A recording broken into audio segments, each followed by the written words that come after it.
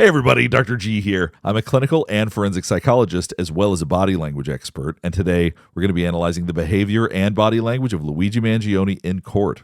Luigi Mangione has been charged with the murder of UnitedHealthcare CEO Brian Thompson. Before we get started with this analysis, a couple of quick things. One, I wanted to make sure you know this is not a psychological evaluation of any kind. These are just my opinions. In addition, I do want to remind you to like and subscribe if you want to see more content just like this. All right, let's go. Charge you with the crime of murder in the first degree and other related charges. How do you plead to this indictment, sir? Guilty or not guilty? Not guilty. After that, we learned some new info almost right away, that the state case will come before a federal case. As we understand that we have primary jurisdiction, and we have been informed by the U.S. Attorney that they intend on.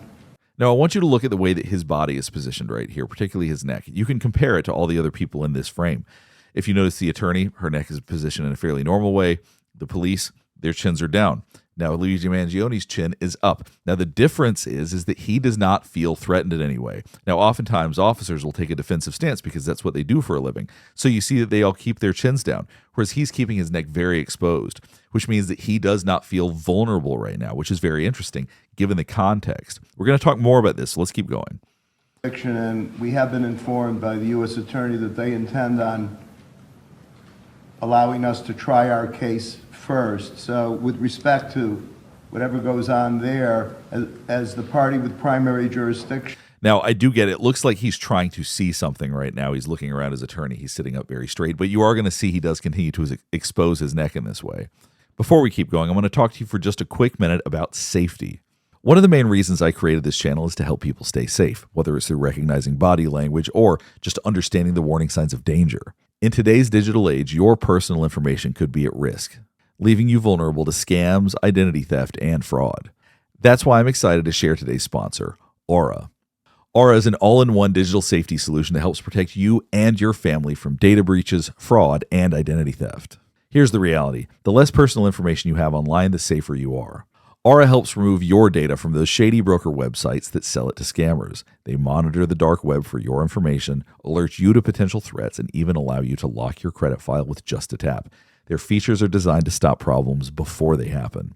Aura also comes with military-grade encryption to secure your online activity and a password manager to keep your login safe. And with $1 million in identity theft insurance per adult on your account, up to 5 people can be protected. It is an incredible layer of security for your entire family. As someone who's passionate about safety, I believe in taking every step to protect yourself physically and digitally. Don't wait until something happens. Go to aura.com/Dr. G and start your 14-day free trial today and see if your data has already been leaked. Take charge of your digital safety today. Thanks to Aura for sponsoring this video. First, we'd request immediate expedited discovery in this case. The people have had this case for about almost 3 weeks, and that's more than enough time to gather as much information. Now, this was interesting. Now, I want you to watch his eyes right here. Discovery in this case. The people have had this case for about almost 3 weeks. And now, when she said that people have had this case for almost 3 weeks, he squinted. Now, we oftentimes do that when we hear things that we don't like. Now, why he had that reaction, I'm not sure, but it seemed pretty clear that he was doing that. He also, as you can see, is being very attentive with both the judge as well as his attorney, which speaks to how alert he is, that speaks to how connected he is to what's going on. He does seem like he's someone who will be able to participate in his own defense. Whether or not they go with some sort of mental health route with all of this, that has yet to be seen. But given this right now, it certainly seems like he's engaged in the process. And that's more than enough time to gather as much information as they can give to us, especially now that... And there he is with the neck up again. As I said, oftentimes people will sit with their necks very tightly low, or they'll lower their heads. They feel very defensive. He just does not seem to appear like he feels like he needs to take a defensive stance over the course of this, which is very interesting for someone in his position. Some people might see it as arrogant, or might see it as him looking at himself as above everything that's going on, as though he's turning his nose up to the proceedings. That's not necessarily true, but some people might interpret it that way. We have 2 proceedings that we have to answer to, one of them being death eligible. So we are requesting that we get immediate discovery of all. Now, right after she said death eligible, watch his eyes right here. You're going to see his blink rate pick up, which suggests stress. We have 2 proceedings that we have to answer to, one of them being death eligible. So we are requesting that we get immediate. So he hears death eligible. That probably made his heart start pumping faster. That could be a very scary thing to hear, I'm sure. So even if he may know all of these things already, hearing it brought up seems to have elicited some kind of reaction emotionally. Death eligible.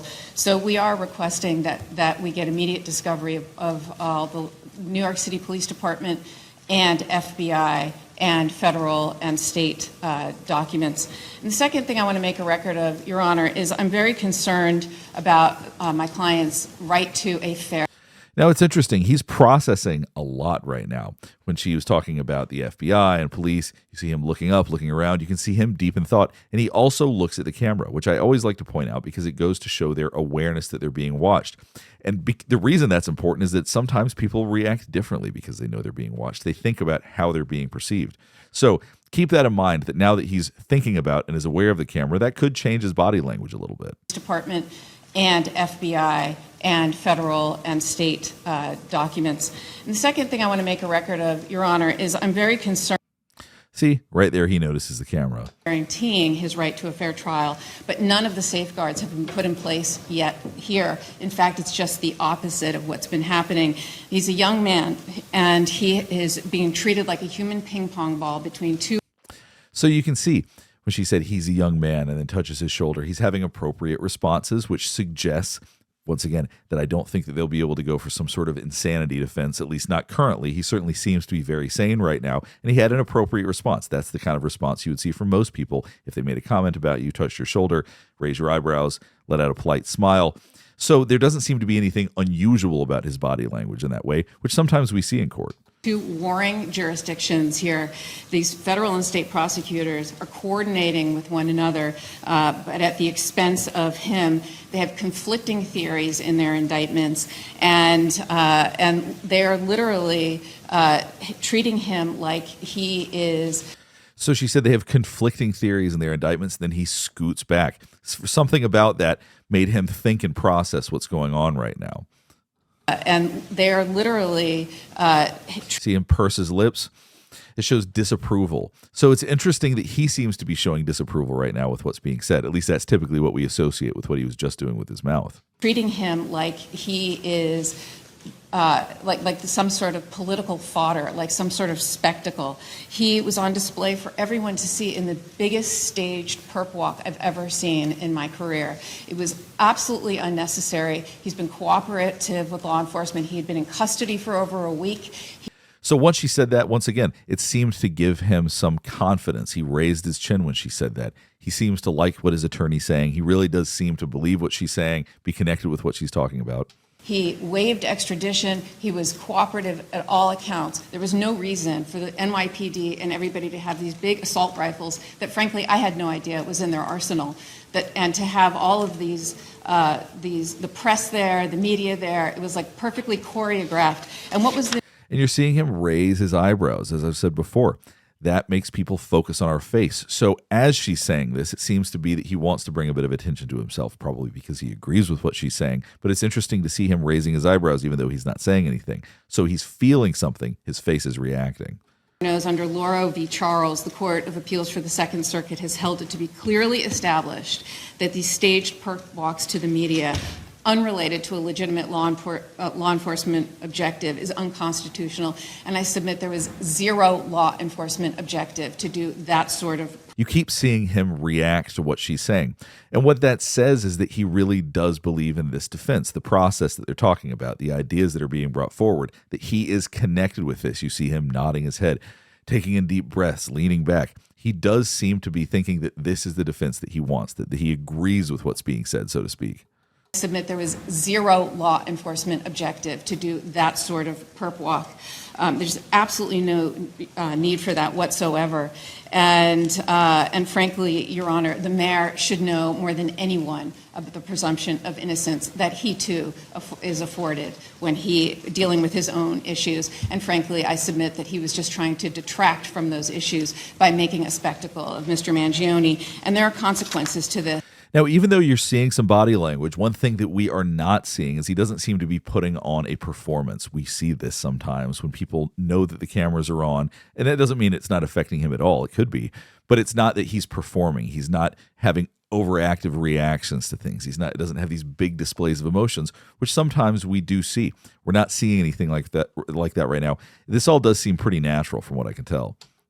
He has a right to a fair trial, and I just want to put on the record statements that the mayor made publicly about my client. We'll go ahead and stop here. Hopefully this is helping you better understand some of the behavior and body language that we've seen from Luigi Mangione. Now, what this says to me is that he does overall seem to feel very confident in court. He certainly seems to think that his defense is doing a good job based on his body language, and I'll be curious if we get more footage of him. All we've had so far was him doing the perp walk, as they said, and he was very explosive and angry during that. We didn't see any of that today. Today we saw more somebody who was engaged and someone who seemed to be paying a lot of attention to everything going on around him, so I'll be very curious what the defense is ultimately going to be. If you have any thoughts about this, please let me know in the comments below. Last thing before we get finished up is I do want to remind you to like and subscribe if you want to see more content just like this. All right, thanks for watching.